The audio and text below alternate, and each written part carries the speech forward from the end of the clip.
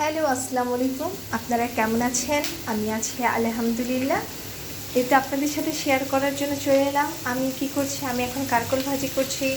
এখানে মুগ ডাল রান্না করে রেখেছি, শুধু একটু বাগার দিব।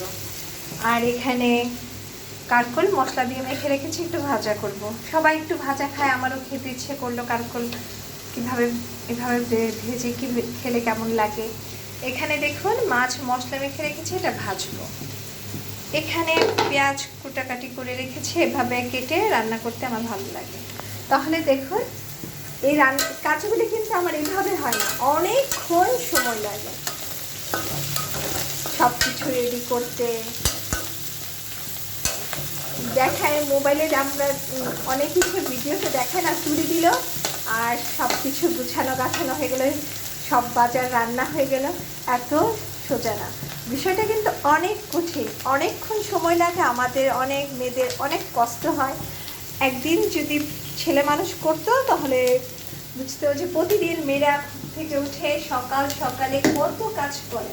রান্না বাড়া আবার ভালো না হলে সবার কাছে কমেন্টস পেতে হয় কি রান্না করেছো, ভালো হয়নি, লবণ বেশি লবণ কম, এগুলি কিন্তু আমাদের মনে, মেয়েদের মনে অনেক কষ্ট দেয়।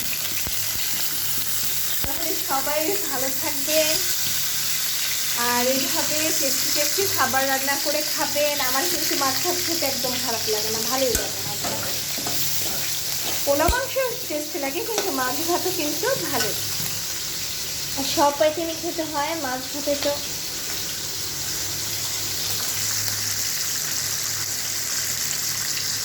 মার কাছে শুনেছি আটা বলো পিঠা বলো, মায়ের আটা বলো পিঠা বলো, ভাতের মতো চিজ নেয়।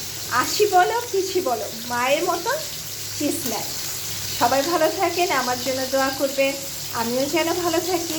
আল্লাহ হাফেজ।